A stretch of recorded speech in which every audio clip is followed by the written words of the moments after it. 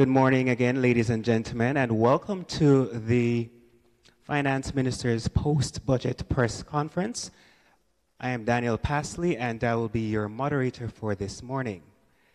Before we delve into the pressing questions from the members of the media, I will ask Dr. Nigel Clark to give his opening remarks. Thank you, and thank you, ladies and gentlemen from the media, from the Ministry of Finance and others who are here. Thank you for attending this post-budget press conference. As you can imagine, if my voice is a bit hoarse, but I'm happy to be here to entertain any questions that you may have had. Yesterday, I presented a budget that emphasized the need for economic independence, that provides economic opportunity for all, and that protects the vulnerable in order to deliver growth with equity. And I outlined a series of measures designed to accelerate and catalyze transactions and economic activity, and to remove the burden from micro businesses and to give support to entrepreneurship, innovation, small business, and medium-sized businesses. We need small, medium-sized, and micro businesses to grow, to multiply in abundance for us to have the growth that we want to be sustained over a long period of time. So I spoke for a long time yesterday. You may have questions, and I'd like to invite you to ask your questions. I'd just like, please identify yourself and the media house that you're from. And I'm hoping the questions are on the budget. I'd ask for that. I know you have lots of questions on other things. Yeah. Who's going to identify?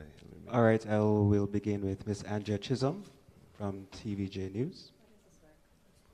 The top. Thank you. Morning, Minister. Andrea Chisholm from Television Jamaica. Why didn't the government reduce the GCT or the gas tax, for example, so that it could have a wider effect on the population? Right. So, as I mentioned in my presentation yesterday, we are not out of the woods. At 96% of debt to GDP, leaves us still very vulnerable.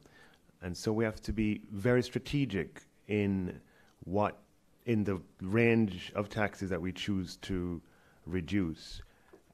And strategically, we have chosen to make adjustments to distortionary taxes, i.e. taxes that distort business activity, investment activity, and economic activity, and distort activity across a range of sectors. And for everybody, whether it's an individual for a car loan or a mortgage, or it's a micro business person, a medium-sized business person, or a large business person, what we addressed were things that needed to have been addressed a long time ago. The things that inhibit activity, that inhibit the growth that we want. So it's about being very strategic and going after the distortionary taxes first. And we would have signaled this some time ago, in our economic reform program.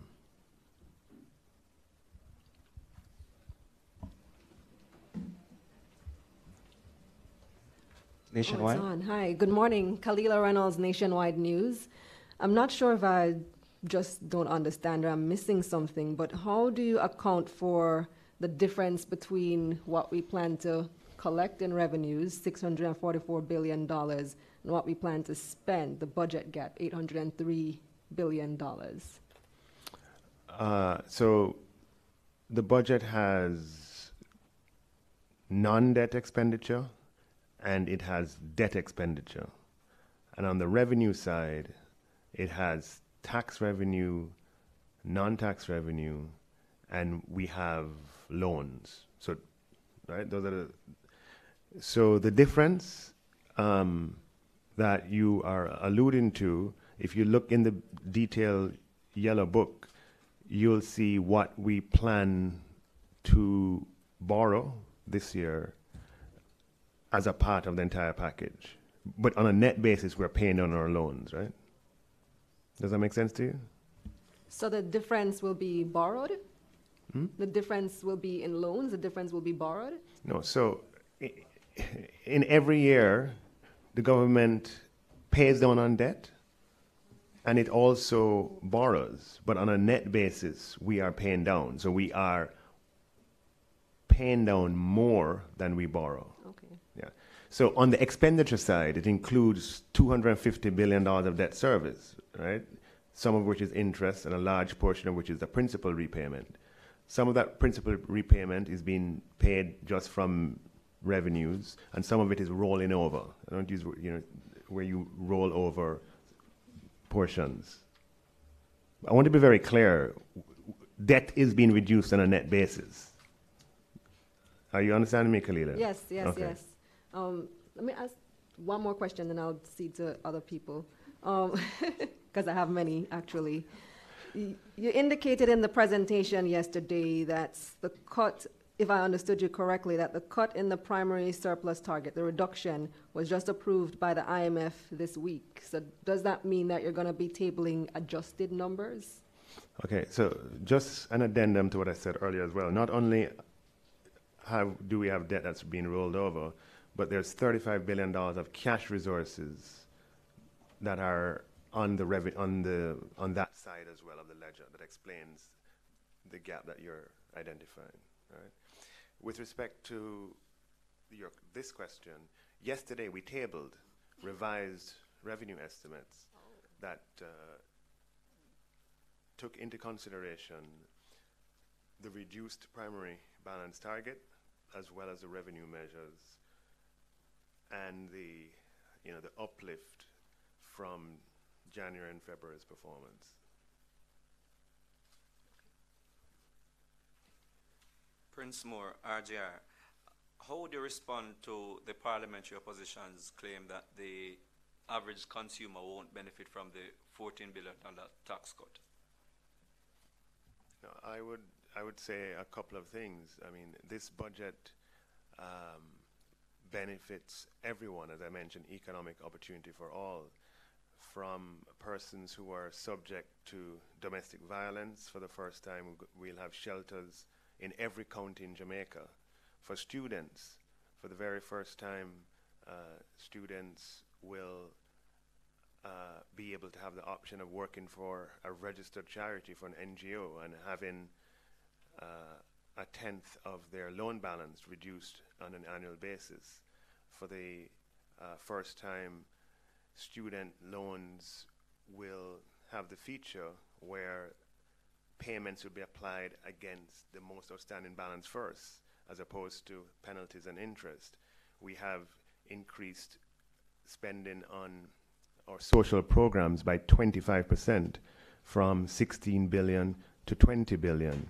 We have increased financing for micro businesses considerably. We have nearly approximately $2 billion in the budget for MSMEs, and for the first time, a special facility for micro businesses under 10 million.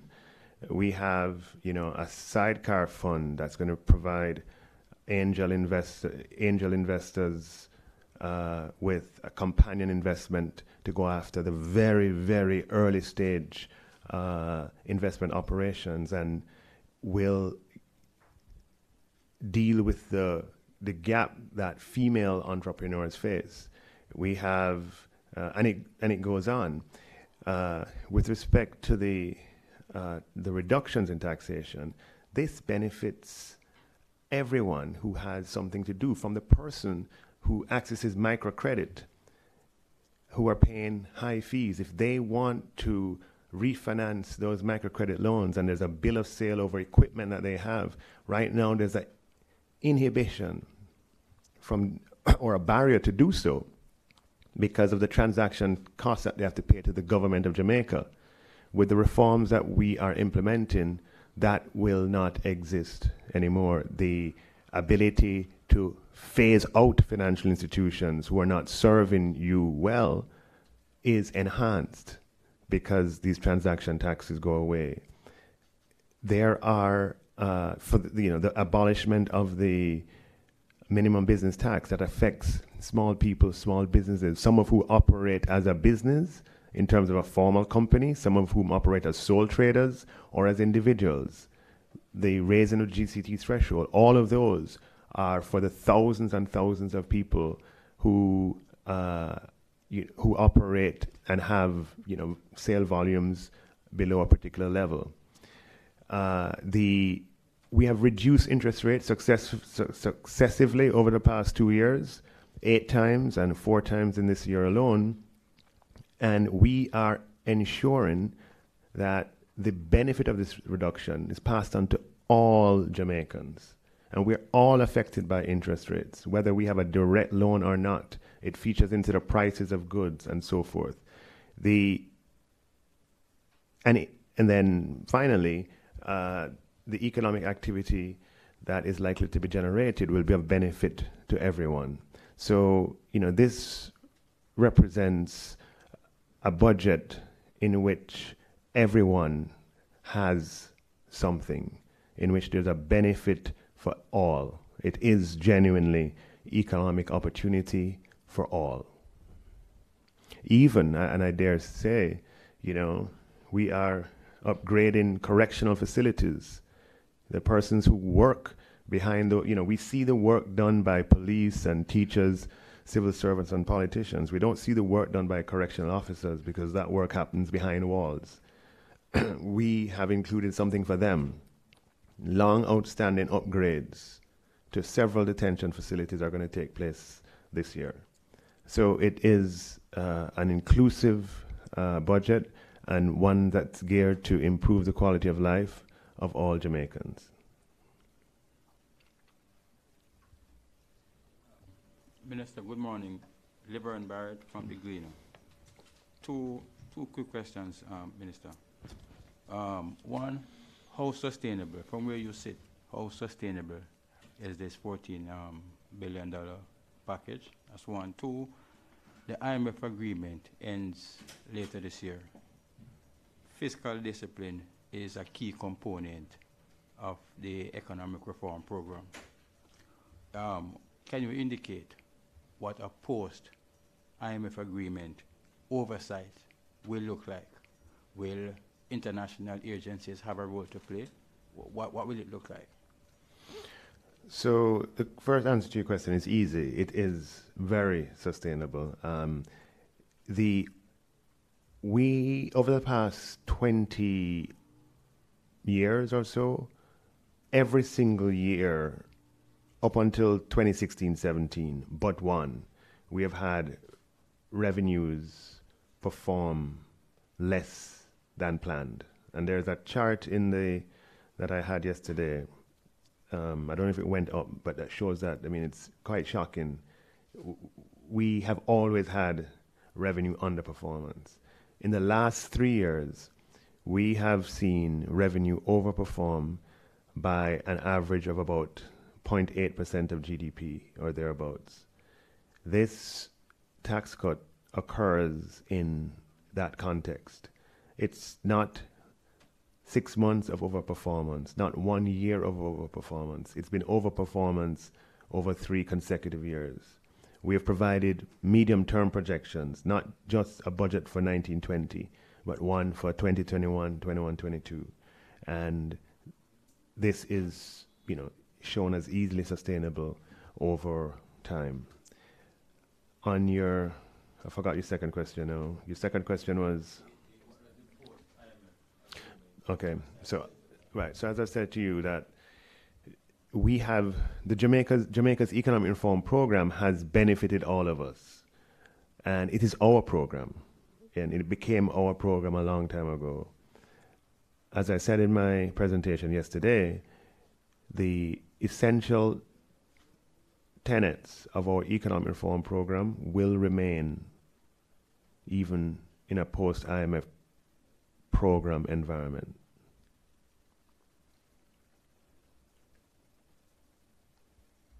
the economic policies and otherwise.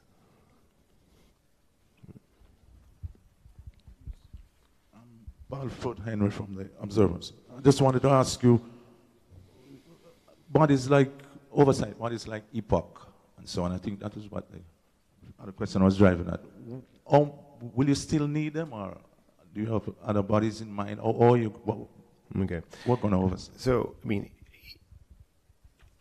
epoch is a creature of our IMF program arrangements. As I said in my presentation yesterday, and it was one of the first speeches I made when I became Minister of Finance, we have put on the table the establishment of a fiscal council, which will serve as a guardian and interpreter of our fiscal rules. That is an institution that we want to evolve, with discussion and consultation, and we've had a consultant who has spoken to lots of stakeholders, and that is currently in the design phase. And we expect that to be an institution that will serve us long into the future. So you won't need epoch. You won't need like epoch anymore. Epoch is not to be seen as a permanent institution. I mean, epoch was created in the context of our IMF program. So epoch would oversee the memorandum of economic and financial policies agreed to by the government and the IMF. When we don't have an IMF program, that MEFP between the government and the IMF doesn't exist anymore, right? So epoch is inextricably linked to that document and the execution against that document. I am absolutely committed to maintaining the level of fiscal credibility and fiscal prudence that has characterized this period, and as well as the spirit of cooperation and consultation that has been a key part of our success. And an institution that we describe as a fiscal council will emerge as a permanent institution that becomes the guardian and interpreter of our fiscal rules, that raises the disincentives for violation of those rules, and that also raises the incentives for compliance with those rules. And just one more thing, sir. Under the IMF agreement, you add some protection against any natural disasters and things like that. What do we have going forward now? Are we still protected? Right. So under the precautionary standby arrangement, we have a facility of $1.6 billion, which accumulates as we perform against target. I think it's at 1.4 after this review, that we can draw on unconditionally, really, in the event that we need it. So we can, if there's a problem, we can just draw on that. We have not had need to draw 1 cent thus far. And the projection is that we shouldn't, barring some unforeseen circumstance, we shouldn't have any need to draw between now and when the program ends. As I have said repeatedly, given our vulnerability to natural disasters, we cannot afford to leave ourselves totally exposed in a post-program environment. And so we have been taking steps, and we will take further steps between now and November when the program ends, to provide some amount of insulation against natural disaster. Already, we signed a few months ago a contingent credit facility with the IDB in the amount of approximately 300 million US, which is nearly about 40 billion Jamaican. And what that is in the event of a natural disaster, we can draw those funds down immediately from the IDB. It's a loan in the same way that if we draw down from the IMF, it would be a loan. So we have a $40 billion facility using Jamaican dollars with the IDB that if there's a natural disaster, we don't have to go through a loan application process and the months it takes for that to happen and tell them what we're doing and give them projections. That has been done already. And if there's a natural disaster, we can draw down $40 billion overnight from the IDB. So that's one layer. We have another layer that consists of the Caribbean Catastrophe Insurance Facility, which is an insurance facility that provides a payout under certain circumstances. But we intend to add to that other layers. One of the layers that we intend to add to is having fiscal savings set aside in the contingency fund, which is provided for in our constitution, that we can draw on in the event of a natural disaster, and to make sure we have the governance arrangements that we can only draw on those fiscal savings when there's a natural disaster. And then the fourth layer, which would be the layer that deals with the most severe possibilities, we are working with our multilateral partners and with our bilateral partners with the goal of having a catastrophe linked instrument that to which we'd have to, or for which we would pay premiums or premia, and that would pay out in the event of a severe storm or severe hurricane. So we're taking a very strategic approach, and we intend to lay a document or a paper in Parliament for public discussion as we move along this path. Morning, Minister. Stephen Jackson from the Gleaner. Right. It's good to see you. Same here. Right. Since 2016, my calculations are that the government has foregone, well, based on yesterday's announcement of the 14 billion, plus the 12.5 billion from the 1.5 income tax break. Right? So it's about $26 billion this government is committing to forego. I'm just trying to get an idea as to, the first question is the economic impact from this as a multiplier. So the first part is yesterday's announcement. What is the economic multiplier effect likely to be in terms of addition to economic growth going forward? Well, on the preamble to your question, I think you're alluding to the direct to indirect tax reform that the government engaged in, which broadened the tax base, broadened the tax base, and which led to greater certainty about revenues.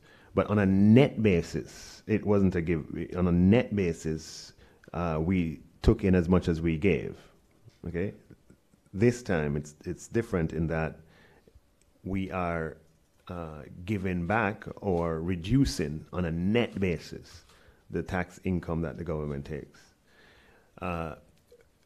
Particularly because it is geared towards enhancing economic activity, is geared towards enhancing the volume of transactions.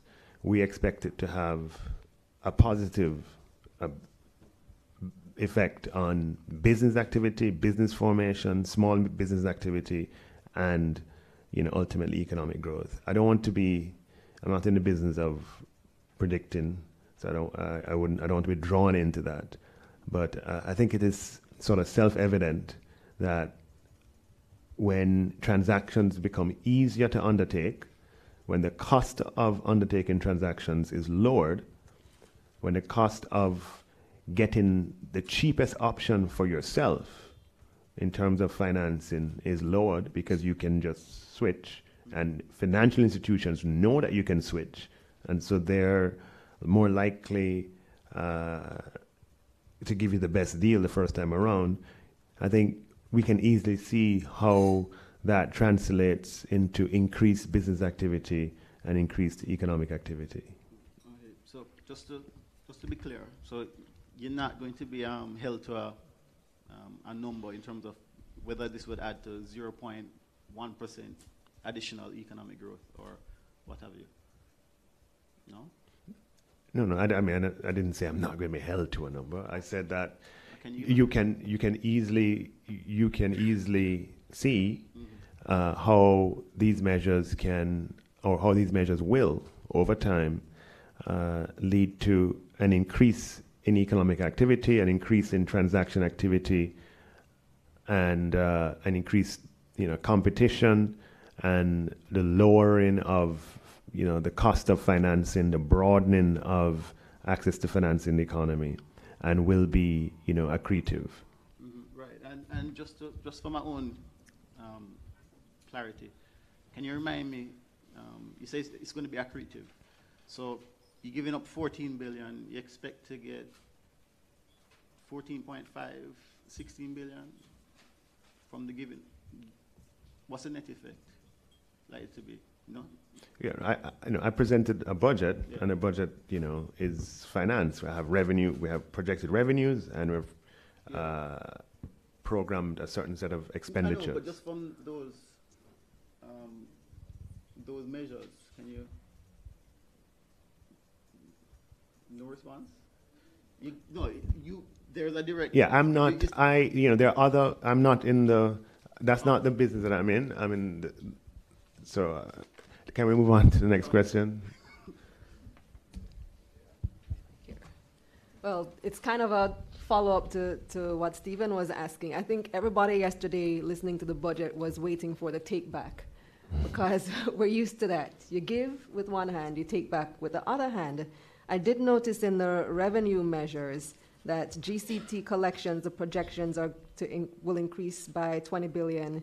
Income tax projected to increase by 20 billion. Customs revenues projected to increase by 6 billion. So I was wondering as well, are these increased revenues, the projections anyway, strictly from more efficient collections, or is this the take back? I mean, Kalila, come on. It is a law of the land that there can't be any adjustments to any revenue parameter without it going through the parliament.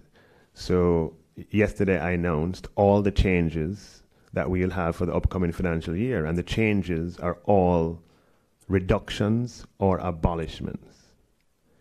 Any numbers that you see in the revenue projections that are positive, therefore, are due to the projection of increased activity and increased collections. So year over year, you expect revenues to grow, and that's what we have been experiencing. We had revenue growth in this year over last year, and last year over the year before, and the numbers you alluded to arise from that expectation. There's no, I know we've been used to it I used 25 years, but it's probably a lot longer. I was just being, in living memory, we have not had a net give back of taxes in Jamaica. This is the first time in living memory. And I'm going to do the research and find out exactly whether it's 25, 35, 45, or 55, or ever, okay? And when I find that out, I will share it. But let's just use the phrase, the first give back in living memory. And so, yes, we're not accustomed to this. And many people shared with me the experience that you have shared, that they were waiting and waiting and waiting and waiting to hear what is going to increase. But, yesterday we presented a give back, and that is what it is. A tax give back with no increases. One more question. It's about the asset tax. If I recall correctly, Dr. Peter Phillips, when they were in government, they had made that a prepaid tax. You can correct me if I'm wrong. So if that is so, does that mean that there is no asset tax due this month then when people got to pay? So first of all, in the budget presentation, you speak about the financial year that is coming. So everything I speak about refers to the financial year beginning on the 1st of April 2019 and ending on the 31st of March 2020.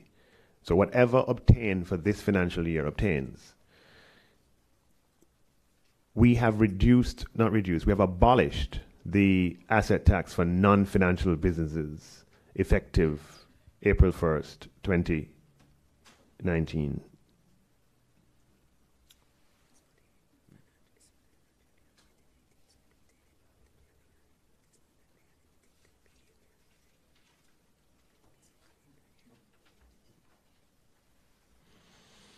But it was a prepaid tax, just to confirm that.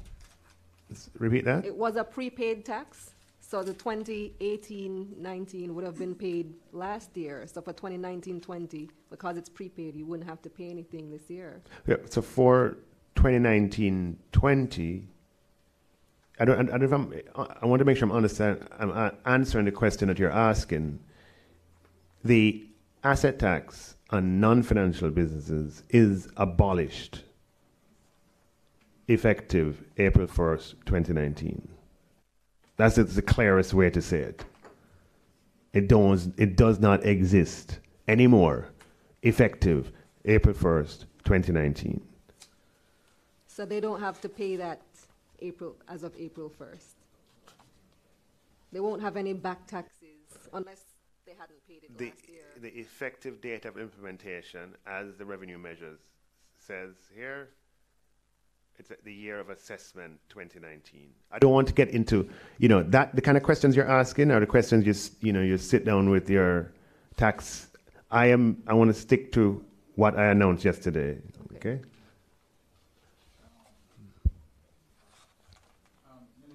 I'm seeking your assistance. Oh, thanks. I'm seeking your assistance in my son. The Governor General, in his throne speech, spoke about the Big Yard upgrade program. I want to understand where in the budget would I find the numbers for that project, and what will it look like? How will it work? If you can indicate. So yesterday I gave you the number that the government will be spending $1 billion, and this is a brand new project on social housing that will have 3 components, one of which is the tenement yard, Big Yard upgrade. The Prime Minister will give more details on it when he speaks. But the question that you asked about the number, it's $1 billion. And my final question, Minister. I see one of the daily newspapers this morning with a headline that says Santa Clark. I wonder, Minister. They could have done a lot better than that. I wonder which newspaper that was.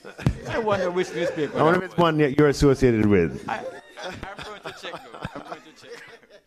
But, Minister, how difficult was it to craft a budget widely considered to be an election budget, but maintain that fiscal discipline? It took a lot. It took a long time. Not something that we thought about yesterday or a month ago or 2 months ago. A long time, and we have a good team, and we have a good relationship with our multilateral partners, in particular the fund, and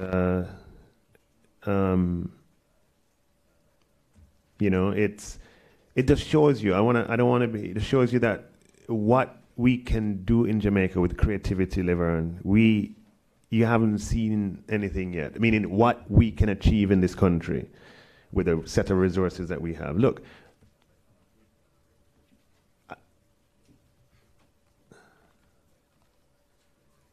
having students have their payments applied to the most outstanding balance first didn't require fiscal space. This required creativity, right? putting funds aside for research and development. So what I'm trying to say to you is that with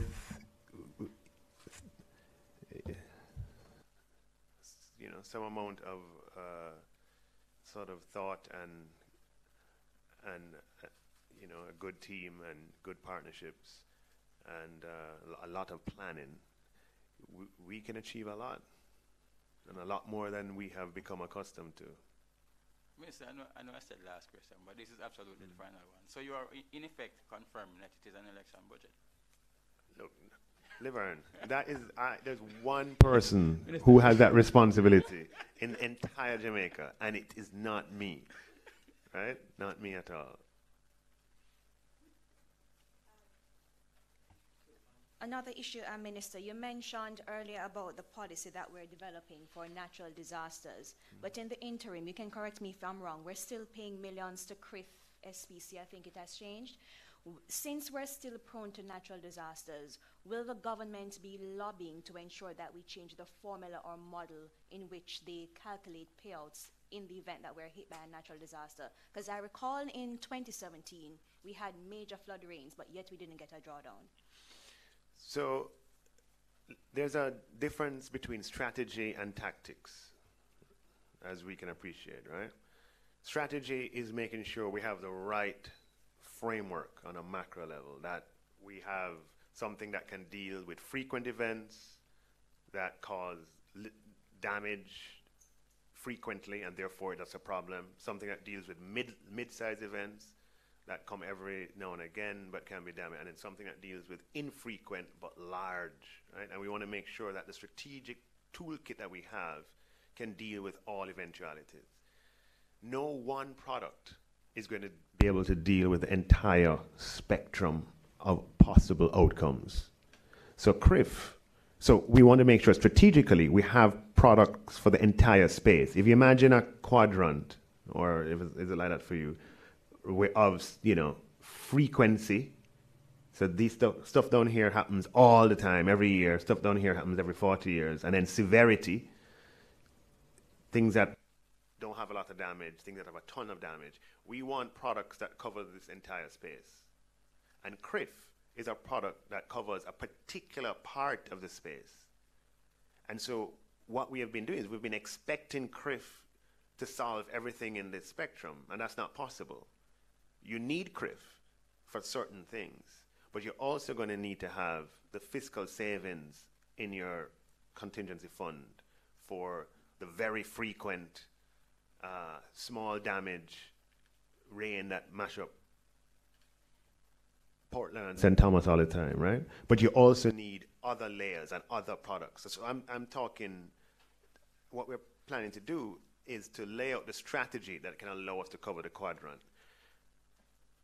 Tactically, we may want to look at the parameters of something like CRIF. Mm-hmm. But looking at the parameters of CRIF does not solve the strategic problem, right? Because no one product can. And so what I spoke to yesterday and this morning is about implementing the strategic response that can allow us to cover all parts of that quadrant. Accepted, Minister. So in that quadrant, will you be lobbying to change the formula whereby they do the calculations for CRIF and whereby we can get a payout in this wide spectrum? Is that a part of your quadrant?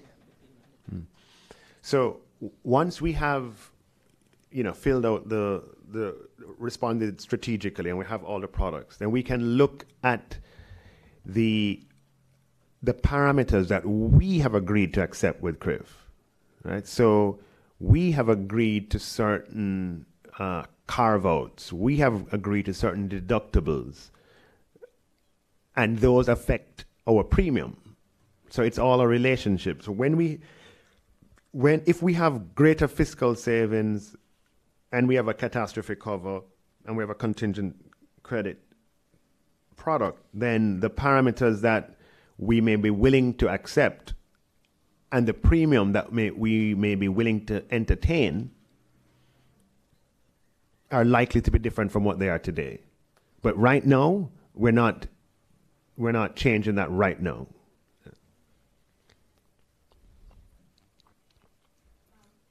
One final thing, Minister. I know you mentioned before about distortionary taxes. That was the route that the government was taking, and you responded to Prince and you responded to me.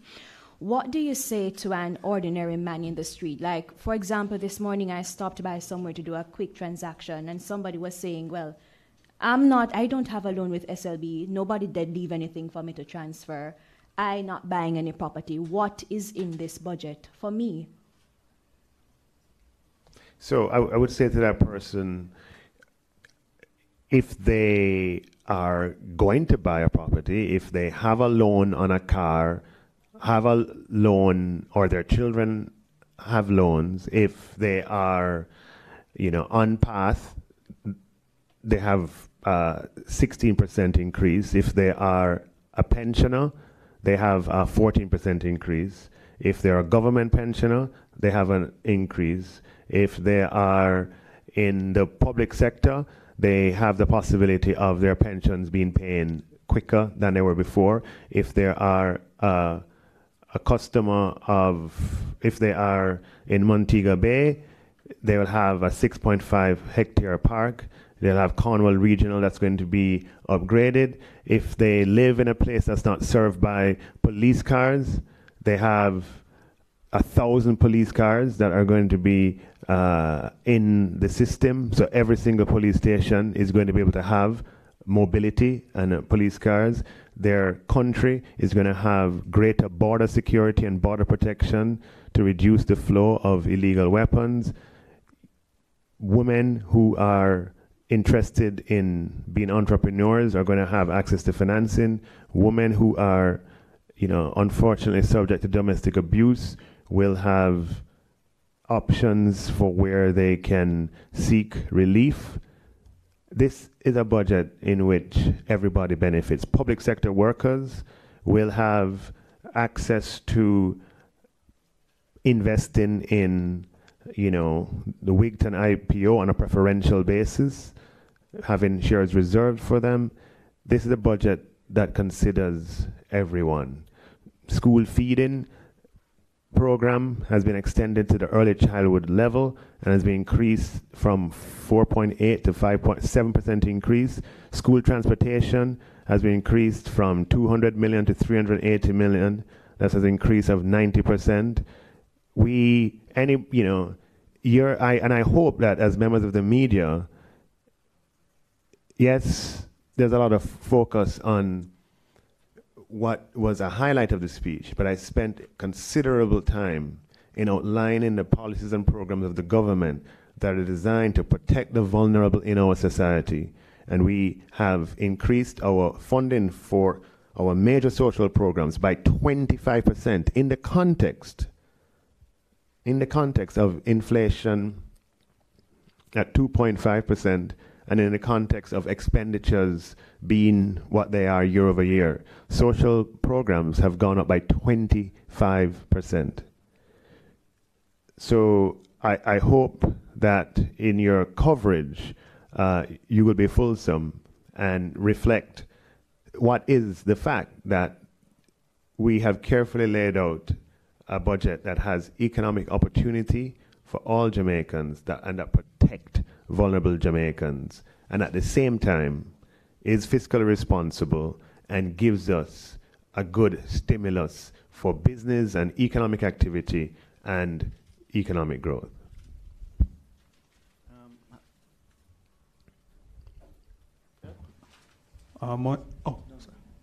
Morning, Minister. Douglas McIntosh. Okay, yeah. All right. Just two quick. Okay, since he hasn't asked any, and then I'll ask after. Okay. Morning again, Minister. Douglas McIntosh, GIS. On the matter of the Independent Fiscal Council, what's the timeline for that body to be up and running? And could you just remind us of the range of engagements leading up to the council's establishment? Well, first of all, the Fiscal Council is going to be a creature of law, a creature of legislation, because we want it to be a permanent institution that has the protection of law. So we have to have a law drafted and we have to have the law passed in both houses of parliament. But before we can even sort of lay down a law, we want to make sure that some of the fundamental principles that will govern the Fiscal Council are ones that, you know, have support. And so we had a consultant work with us and that consultant would have spoken to many stakeholders and to produce a set of recommendations that will form the basis of a cabinet submission and further consultations before the legislation can be drafted and then tabled in Parliament.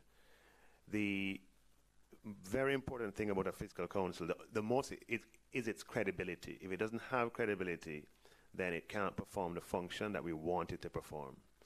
So the idea is to make sure that we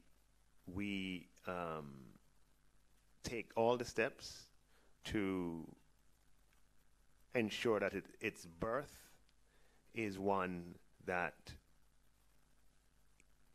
gives it credibility and that gives it a good shot at doing what it can. So I don't want to have an artificial sort of timeline, right? It's more important that it is credible when it comes on stream. That is the more important thing.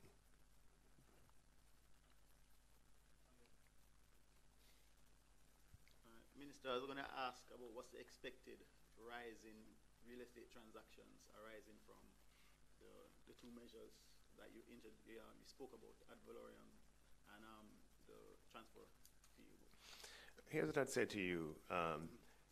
We are in a very different Jamaica, a new Jamaica. We are in a paradigm that we haven't seen in the lifetime of every single one of you. And in my lifetime, we've never seen anything like what we have, whether it's interest rates, inflation rates, the capital expenditure that we can put in place, the policies that we can pursue. So it would be foolhardy to pick any specific number and say that is the percentage that I expect. But everywhere else in the world that you have had a reduction in transaction taxes, you have seen a massive increase in activity. Yeah. So I know that over not just this year, but the year after and the year after that, we're going to have a massive increase in transaction activity. There's no question about that. It doesn't make sense for me to pull a number out and say this is what it's going to be, because we've never, ever done something like this. Right. Then a follow-up to that is, do you expect then a new market to emerge in terms of the flipping culture, after housing flipping that you didn't have before, and then a converse to that is then you might have regentrification. There might be vulnerable people in vulnerable communities might be pushed out of their traditional home. Let me just stop you right there. In Jamaica, we have a liberal democracy, right? You can sell and you can buy of your own free will. Please don't suggest anything. That's not Jamaica. What it will facilitate, it will certainly facilitate new industries, right? It will certainly facilitate things that we can't even envision, because what we're doing is we are, people are becoming free to transact, to do business, as I said in my speech yesterday, I represent one of the constituencies in Jamaica that has a large proportion of retired persons, right? In the areas, some of the communities I represent, there are a lot of elderly people who have been there. Those schemes were built a long time ago. There are many of them, this is how I know it, who would love to downsize, who would love to sell what they have and then buy a townhouse or an apartment. But what sense does it make if in selling down, just to do the transaction, you're going to give up and that can be a very large number when you add things together. It can be 12% or whatever the number is. And then when you buy again, you're going to lose another 8%. So you lose 20% just to do that transaction. The country doesn't benefit from that kind of sterility in in movement. It doesn't benefit from that kind of rigidity. We want a flexible society, a society where, the government is not, the government is taking care of what it needs to take care of, and people are free to pursue the life that they want. If they want to go from a Havendale or Pembroke Hall or Hughenden or Three Oaks house, and they want to move into apartment because all the bedrooms are empty, they can't water the lawn and cut the grass anymore. They want to just be in an apartment and they can leave, look for the grandchildren, come back, and not have to worry about it. They should be able to do that without, I am going to lose 20% in doing it, right? We've lived through a Jamaica, you have to remember as well, where we've had massive inflation over a period of time. So as a result, people who are elderly in the last 10 years, 20 years or so, have had an unfortunate experience to have seen, their savings erode. They don't have the liquid resources to deal with that kind of transactional environment. And think about what that mobility means for others, for young people coming up. You want a circulation where people can choose their accommodation according to what their needs are and not being restricted by virtue, being locked in by the cost of transacting. No country that's interested in a business activity or economic activity can lock people in with high transaction costs. It just doesn't make any sense at all. It never has, and it certainly doesn't make sense today in today's Jamaica, with all of our variables moving in the right direction. I'm sort of running short on time, so maybe one or two more questions, and then we. So Johnny can buy a house. Huh? Johnny is going to buy a house. Tracy, buy it already. Yes, sir. I noticed yesterday, so one of your major concerns was about the wage bill agreement, and you had identified it as a fiscal risk, and you said this arose from the structure of public sector compensation, which is overly complicated.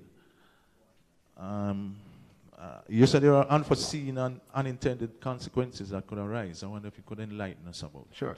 Okay, when we talk about that, okay, everybody here is in the public sector, including myself. Right? I'm not saying that the pay for this gentleman here or for myself or for her represents a fiscal risk. What I'm saying is it is undeniable that public sector compensation is the single largest allocation in the budget apart from debt service. And therefore, how that allocation moves has an impact on all Jamaicans, including those in the public sector, because it impacts our ability to provide services and so forth. And therefore, we have to be very strategic about that allocation. Our partners in the union, we have worked with over many years, which has allowed us to achieve what we have achieved now, which is to have, moving towards a more strategic approach. What I alluded to with respect to the fiscal risk is that the public sector compensation is extremely unwieldy because it has so many different components across the public sector. Right? The public sector represents approximately 8% of the employed workforce. We have 175 allowances in the public sector, right? Different allowance categories. Within the same ministries, departments, agencies, different people have different allowances. Across the public sector, different allowances. And in a wage bargaining and negotiating process, and we have 326 grades. Just compare that. You can go on the website of take the UK or any country like that. They have 5 grades and then 2 at the executive level in their treasury, for example. In the Ministry of Finance, we have 35 grades. Okay? What that means is that things are awfully complicated. And with respect to the allowances, it means that there are inequities across the system because allowances go up at different rates from salaries. Some people have more of their compensation in allowances, some people have less. And by the time you're finished with 40 bargaining units and 175 allowances, and because it's not immediately clear at the time of negotiating who benefits from which, you may think that the total is increasing by X, but it ends up increasing by Y, where Y is much bigger than X, just because of the non-transparency in it. So, and then the third thing is that it takes so much time to have those discussions when we could be working towards more value-added and structural issues, like performance pay and other things that can benefit the employee and benefit the country. So what we want to do is to work with our partners in the union to simplify the structure of public compensation, to make it more transparent, to make it equitable across and within, to make it simpler so that the employee can benefit and that the country can benefit. All right, last question. Just a thought, Minister. You mentioned about the costs going down for real estate transactions, etc. But with the rise of Airbnb, it's becoming increasingly difficult for especially young professionals to do rentals in the corporate area, for example. Is the government planning to do, I know we're in a free market, but are there any plans to have, say, an agreement with Airbnb to collect any money from them to help to go towards a housing for citizens? In a sense, what's the plan to help with the Airbnb market to ensure that Airbnb is still prosperous, citizens can rent, but yet persons are not at a risk of not getting any houses? Okay, thank you for that question. You know, we have focused a lot on the demand side of the effect of these changes. But don't forget the supply side effect of these changes. Okay? With the lowering of transaction costs, what you're going to see is a much greater supply of development activity, including, in response to your question, and this is, I don't want this to overshadow anything else. This is not the main feature of my presentation, okay? But just in response to your question, you're likely to see a much greater supply of property development and of housing. Already this year, and this should not go unnoticed, the NHT plans 8,640 housing starts in 1 year alone, this year. And just to give you an order of magnitude, so you understand the changes that are occurring, that is more, as I said yesterday, than the NHT housing starts in 2012, 2013, 2014, 2015 combined. Okay? So the supply, and that's planned before these transaction cost reductions. So just in response to your questions, you're going to see a big increase in supply.